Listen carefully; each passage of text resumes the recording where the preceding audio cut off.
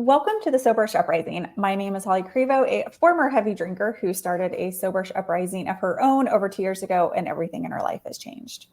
On the Soberish Uprising, we tell stories of finding freedom from alcohol on our own terms, making it our best power move. And today I am joined by Adrienne Grace, who is a mindset and high performance coach and is a little over 2 years sober. Yes. Hi. Awesome. Hi. Thank you for joining me, Adrienne. We had a mutual friend connect us, and I saw your LinkedIn post, which I know got a ton of traction about recently celebrating 2 years of sobriety. So congratulations. Thank you. Thank you. Appreciate that. Yeah. Here. Well, I'm curious, like what, before we get into your story, this kind of question popped up. LinkedIn is known for being very, professional, business oriented, growth. So what was it like for you to share something like that can be very personal and vulnerable about your drinking? Yeah. I've come to terms with the fact that, I put a lot of stuff out there on LinkedIn now. For a long time, I try to conform to, trying to make it professional and corporate. And I find actually the more authentic and real I am, the more engagement I get, the more people I actually am having an impact on, the more messages I get personally from people about their own stories. So that inspires me to just, to keep going with that.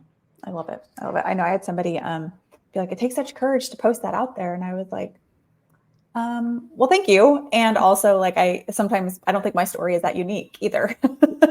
Yeah, exactly. I think there's a lot of women out there and men that are kind of in that same situation. So, well, I'm curious, you said you posted 2 years, maybe kind of just give us an idea of, what was life like maybe that 6 months before that last drink 2 years ago? Like, where were you? What were your habits like? What was that like before you kind of said, I'm not going to be drinking anymore? Yeah, well, so that's kind of interesting because 6 months before, actually during the pandemic, I had significantly cut down on my drinking. Okay. So even 6 months before, I really was not drinking that much. I was actually really trying to limit the amount of drinks I had every single week. So I was very mindful and always counting and planning when I was going to have a drink and when I wasn't. So yeah, the 6 months before it was just life as usual, I would say. Before the pandemic, I was drinking a lot, right? I worked in a job where I was in a sales job where it was just a ton of entertainment. So out every night, almost meeting people for happy hours or dinners, and then if it wasn't clients, then it was friends, right? And a single woman living in a city and having friends going out with friends and things like that. So yeah, so it was a rare occasion. I remember I would always be like, okay, Monday nights, no drinking. It was so it was a lot more before that. Yeah. Okay. And so COVID, you kind of started ramping down. Was that because you weren't in that space, or was there an intentional decision around that piece? A little bit of both. So one, because of just obviously with lockdown and in the pandemic, I wasn't having to go out and entertain clients anymore. So that was really helpful. Yeah. And then I just started going on this really spiritual journey. And so it was kind of taking me away from alcohol. I just was becoming really conscious of how I did not like how I felt after. And I would notice that even one drink the night before would throw off my intuition and just my connection and just I would have these anxious thoughts, and I was just becoming really aware of how much it didn't serve me. And I love that thought. So that awareness, and did that just come from you just being more mindful of what you were doing, just kind of some of that growth work that kind of spurred on around that awareness? Yes. Yep. Yeah. Yeah, for sure. And so that 2 years, was there a moment? Was there a firm stake in the ground, or what was that time that you just said, I'm not going to be drinking anymore? Yeah. So I actually did a plant medicine journey, and it was centered all around. So it was really interesting because the shaman who led it and the team who led it, they were from South America, brought up alcohol in the journey. And that then just caused this whole path for me where I was just seeing how every bad decision I ever made was because I was drinking. it showed me certain things in my life from like an outside perspective. And I was like, ooh, I didn't see it that way. Yeah. We're sometimes so stuck in our own story. So having a different Right. perception like opened my eyes to how, I was blaming other people, but I was just Mm. sad and things like that. And I was like, wow, that's pretty wild. And then the real kicker was that, before you go into these journeys, you do a lot of like intention setting and what you want to call into your life. And I had made this whole list of things I wanted to call in my life, things like clarity, energy, abundance, um, Mm. freedom, all these things. And it basically said, okay, you can accomplish all of those things that you want by eliminating one thing. And I, Ooh. ooh, that's like a big smack in the face, right? Like, Yeah. and so I felt like to continue drinking after being shown all that would be kind of the ultimate self-sabotage, right? Like, oh, I'm saying I want all these things. Oh, but I'm not willing to do that to get it. Right. We're all looking for that quick fix. But so I just the next day I was like, all right, I'm just gonna make this decision and see how long I can go. That's incredible. Congratulations. I love that it's you called it in, you asked for these things, and they're like, you can have this, you just have to do this, not do this one little thing. Yeah. Right? Yeah. Yeah. I'm curious, how did the shaman bring up alcohol like before the ceremony? Like what was the Well, it theme was around that? during the ceremony that he brought it up. Oh, during it. Okay. Yeah. Yeah. Yeah. Okay.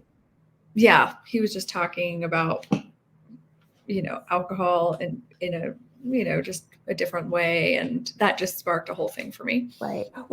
Were you like, was it surprising for you after that experience to be like, that's how I get, clarity, energy, abundance, Yeah. freedom? Like, was it a surprise for you? Oh yeah. A total surprise. And what I found was during that whole journey that night, I was like playing this game with myself where I was fighting for it. Mm. And I was like, but I don't want to. And I'm going to Paris next week. And what about my wine collection and all this stuff? And it was basically like, all of a sudden I was like, who's arguing for this? Right. And it was just this really strange like awareness that like, yeah, like what is that?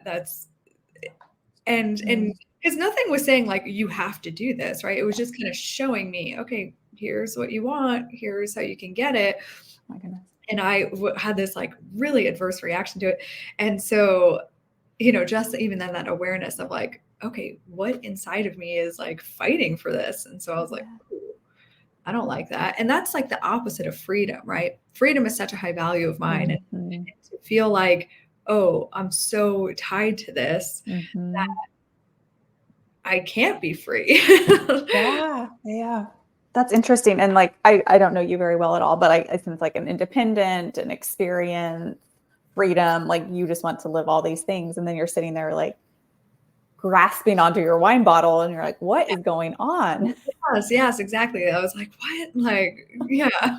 What do you think, like now that, in retrospect, you've had 2 years of this journey, like looking back, what do you think that was? Like, what or who do you think was fighting for alcohol then?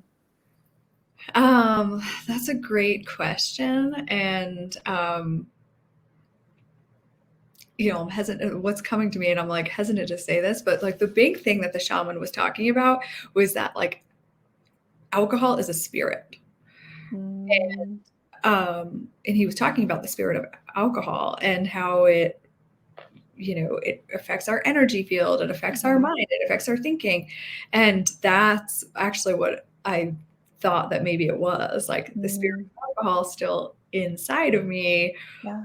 um, fighting for this. Yeah. I know that sounds kind of crazy, but No. Well, and like you talked about self-sabotage, right? I think back when I was drinking, you're like, there was a little bit of like, probably, if I drink and I don't feel as good, then if I don't show up online or if I don't do the things, I like have a using air quotes excuse, right? That like reason. So it's like in you and it just doesn't yeah, feel good, but it feels normal. It yes, feels yeah.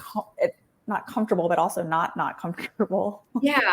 Yeah, I think sometimes like we do hide behind our excuses, right? Mhm. And then when we get rid of an excuse, we're like, "Oh no." Yeah, yeah. Yeah. Yeah, because I was like, no, I am legit hungover and I don't feel well. That is accurate, but I was the one who caused that. Yeah, and you take that out and you're like, now if I feel great, like then it's Yeah. just no reason to, Yes. yeah, Yeah. that makes total sense. Well, Mhm. talking about that, like resonating at a lower level, right? Like alcohol is like super low level energy and there's Yeah. guilt and there's shame that all sit there like stewing underneath. Mhm. So that's interesting that may have been like what was kind of wanting to keep you safe with that alcohol. Yes. Yeah. Yeah. Well, tell So me a little bit since then, how has your clarity, energy, abundance, freedom been? Like, what's been the yeah. biggest shift for you? Yeah. I mean, just it feels amazing to Mm, wake up every day with tons of energy and a clear mind. Um, yeah. I mean, that's it. It's hard to even explain, but once like I got there, it was so addicting that I was like, I didn't even crave alcohol because I was feeling mm, so amazing. Um, and that's how I feel now. Like it's not even a decision because I just don't want the mm. repercussions of it. Yeah. No, that And so makes I think that that's what's really cool about it. It became so much easier than I ever thought just because of how good I felt, how much energy I had, just all of this like goodness like coming into my life, mm, um, that I was like, okay, this is the reason to stick with this. yeah. It's like a better drug. A Yeah. better addiction is like the feel of being sober. Yes, Yeah. exactly. And did you know, like, I mean, obviously you were looking for like this clarity, energy, abundance, freedom, which I love all those. Like you were looking for that. So it was lacking in your life. But did you realize to the extent that it was lacking until you got sober? That's a good question. No, definitely No. not. I Hmm. think I was just like, "Oh, yeah, these all sound like great things." Like, Yeah. right? And Yeah. I did notice too about, like, with energy-wise, like, I wouldn't have a lot of energy a lot of days, right? Um, and I was like I was craving that. I was craving, being able to get up and be motivated and productive Mm, and all these things. Uh, yeah, I guess I didn't realize how much hmm. I was missing. Yeah, and really like the clarity has just been key for Yeah. me for sure. Yeah. Right. Well, and I think what like for me, what I noticed is that like I wouldn't always have energy, right? You're like, there's days I'm tired or day like it's like that, but I'm like really clear on what it is. I'm like, oh, I didn't get a good night's sleep, or I need to go for a quick walk, or I need to take a nap, or like as opposed to like just shutting down early and getting a glass of wine. I'm just Yes. more like, okay, my energy's not great, but it makes sense because XYZ as opposed to the reason being alcohol. Yeah. Yeah. And I mean, I just feel like I sleep so much better too without it. So Yeah. I mean, there's so many reasons why I feel like it adds to the energy. Yeah. So would you do a plant medicine experience again? Yes. Mhm. Yeah. Yeah, I've done Okay. several since then. Awesome. It's been really helpful and beneficial to me on my journey. So Well, one thing we talked about, which I think is like both pre-drinking or when you're drinking and not drinking, is like how one habit or one decision they just build off each other, right? So like when you think about what is your day-to-day life, or sorry, let me rephrase that. How is your day-to-day life different in those habits and that, you know, compound interest different now? yeah, I mean, so what I've learned about habits is that we can't just replace a bad habit. We actually have to fill it in Mm, with a positive habit. Otherwise, it just naturally gets filled in and usually with another negative habit. So, making sure to like for me, it's been working out and drinking water, right? Just making sure like that's the habit that I'm gonna mhm, the drinking with. Um, but yeah, I mean, habits just they usually again, like I said, they come in like pairs and triplets and quadruplets, right? And so when I would think about my drinking stuff, it would be, it would be giving up, the habits would be like staying out too late and then sleeping too late the next day mm, and maybe skipping the gym and just telling myself that I didn't want to do something and then ended up doing it anyway. Like I mhm, say, like just compromising my own boundaries and things like that. And mhm, so those habits all kind of stacked. And now I have like a ton of great habits, right? I have like, a solid morning routine that I do every day, which has been mhm. awesome in my life. yeah, so I just have my habits just are infinitely better. Yeah. No, that makes total sense. So, and I know we talked, you are dating, right? So like dating sober. How Mhm. has that been for you? Interesting because yeah, I think I was mentioning to you like what I noticed was that when I would go out on dates when I was drinking, like, yeah, you can have a couple drinks and talk to anybody, and it would lead me to continue going out with people that maybe weren't a good match for me. Now I feel like I can just tell right away, like just meeting somebody in an hour, and just not drinking, like, do I want to, are they somebody that I want to pursue or not? And so, yeah, that's been really helpful. It saves a lot of time. Yeah. Yeah. And I thought it would be weird, but nobody, I don't know, nobody really seems to care. Really? Is that something you kind of mention like from the top, or is that something that just kind of comes up when they ask if you want to drink? Well, yeah, I usually like for first of all, like at the time when I stopped drinking, it was like I put it in my dating profile, right, that I didn't Mm-hmm. drink. And so they knew, right? Yeah. Well, if they read it. Then like, yeah, so most of the time they would just be like, "Oh, well, do you want to get coffee?" Or like, or we would go to have a drink and maybe they would have a drink, but they just knew that Mm-hmm. and if they didn't, I would just tell them and it was fine. Yeah. I think that's a good I don't know if lesson's the right word, insight of like being really upfront with your decision and your choices, right? So it kind of like cuts Yeah. out any awkwardness, like Well, any. exactly. I'm really good about now since I do sometimes ish drink, letting people know before I go, right? Like I'm not going to be drinking at your party or whatever, because it like cuts out that like, can I get you something? Can I not? And you're just like, I'm not Yes. drinking.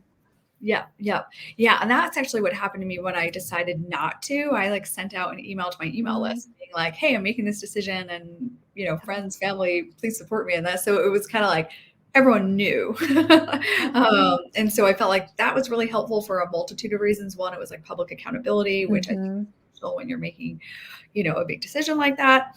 Um, and then two, it just again avoided a lot of those conversations. Everybody knew at that point. So yeah. Mhm.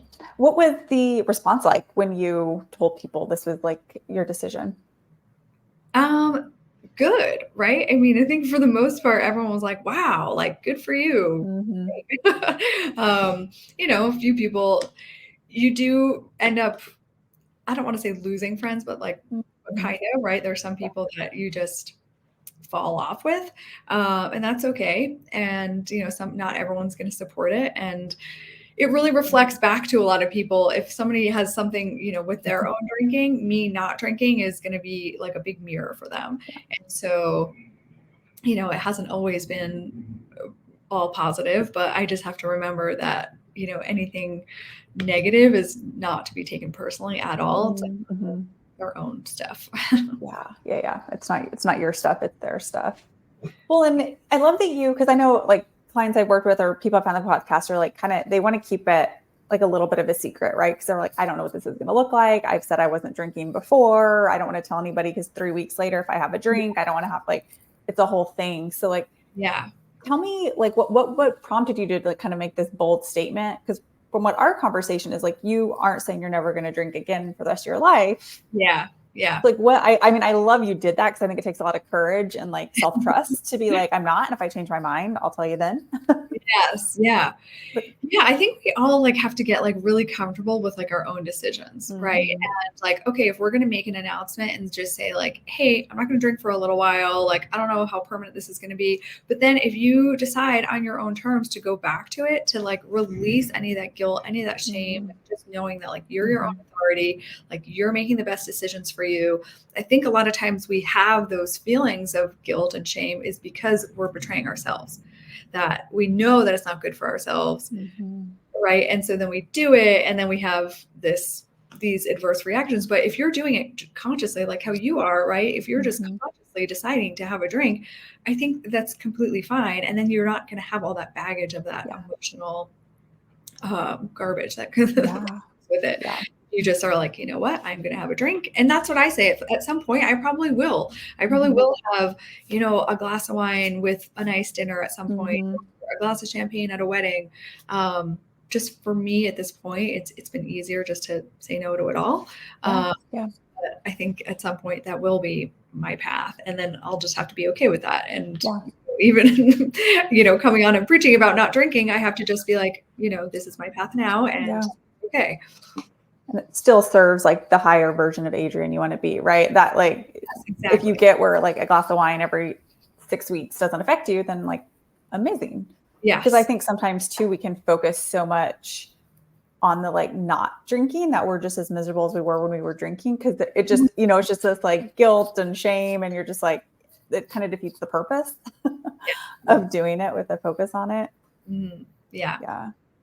Well, talking about friendships, that's interesting. So what did did you notice a couple of friendships kind of just like dropping off through this? Yeah. And I think that that's just happens, right? When when certain friends are maybe just your drinking friends. And so I think that that's kind of natural just to evolve, and that's okay. Well, and I think it's like kind of the dating piece, right? Like you can talk to anybody or at a happy hour and all of a sudden you're friends and you're like, we have nothing in common. Yes, exactly.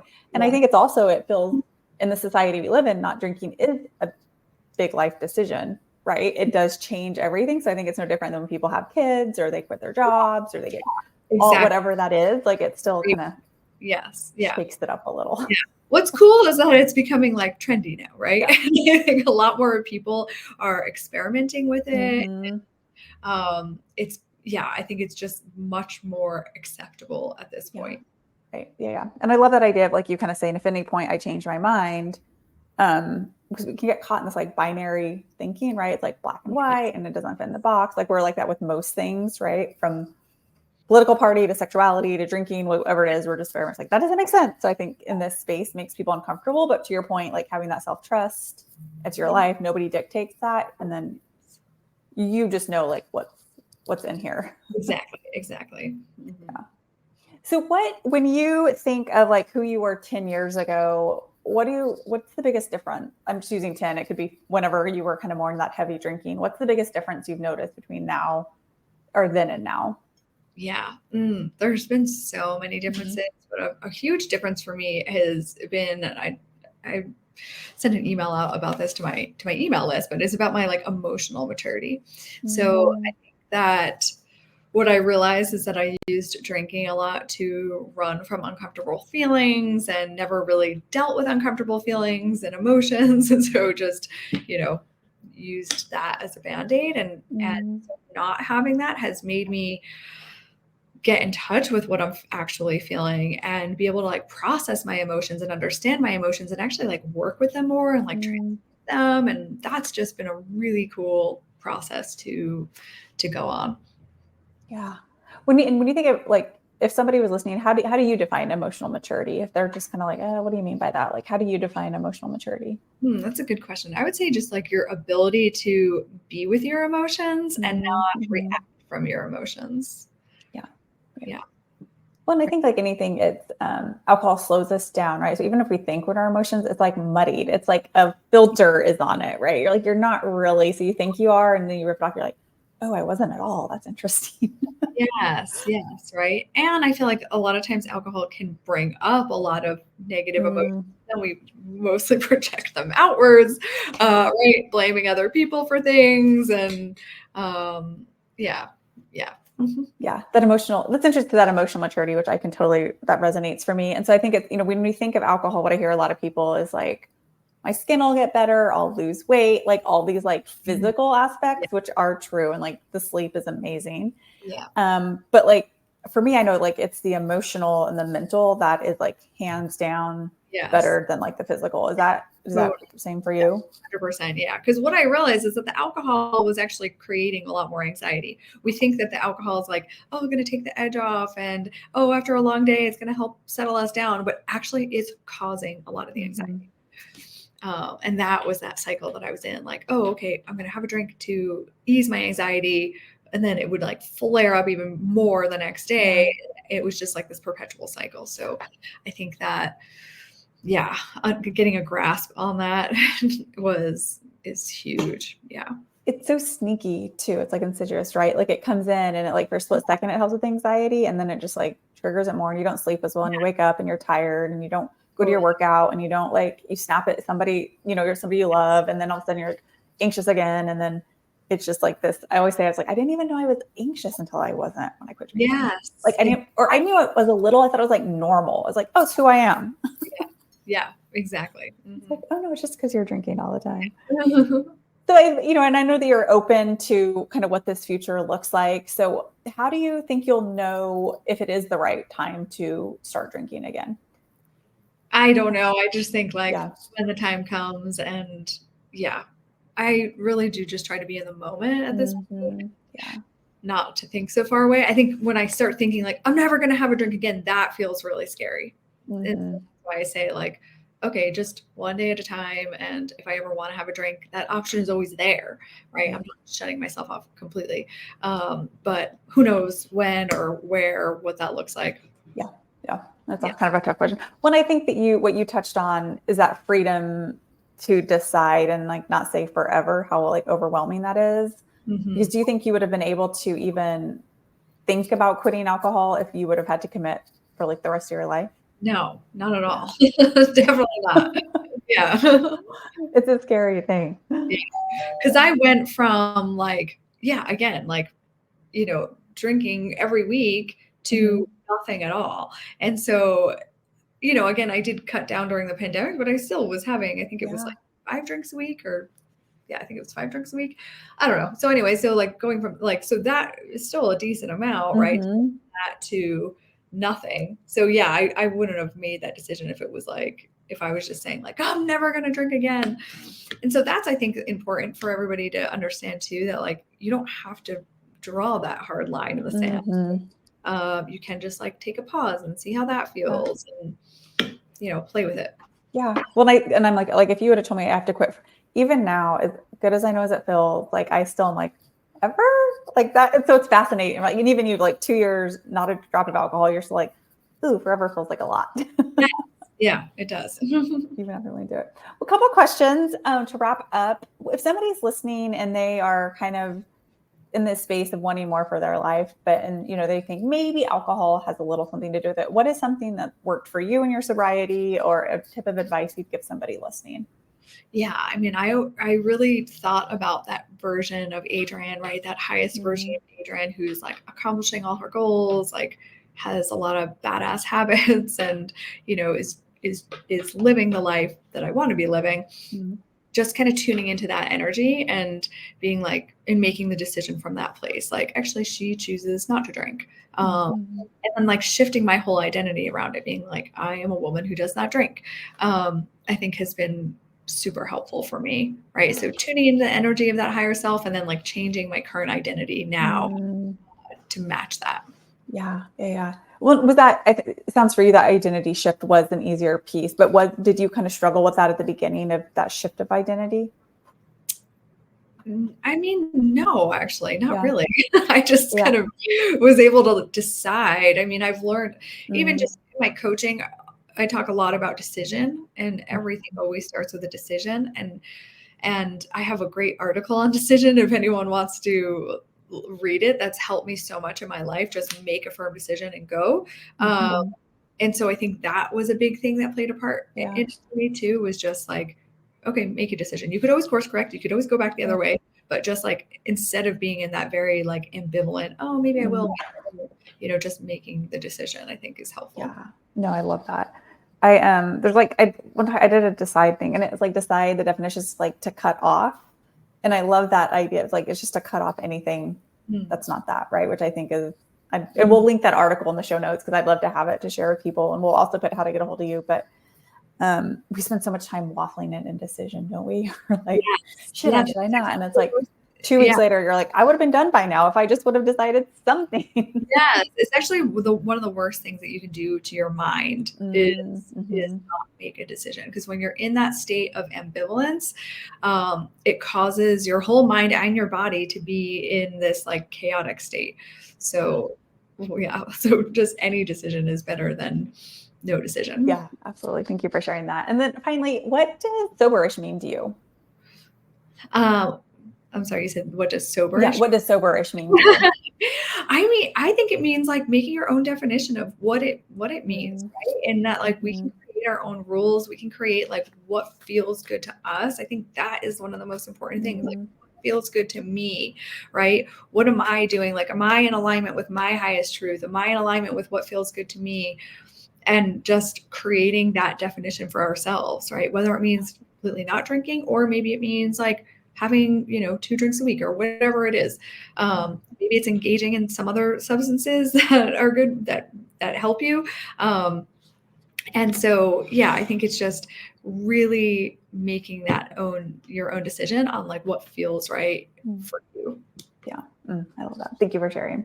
Adrienne, we will put how to get a hold of you because you do amazing work in the mindset, high performance space. So we'll put how to get a hold of you, and also would love to share that article. So I'll get that link to that decision article.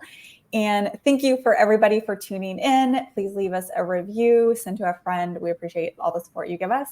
And remember, everything you want is on the other side of saying no to that drink.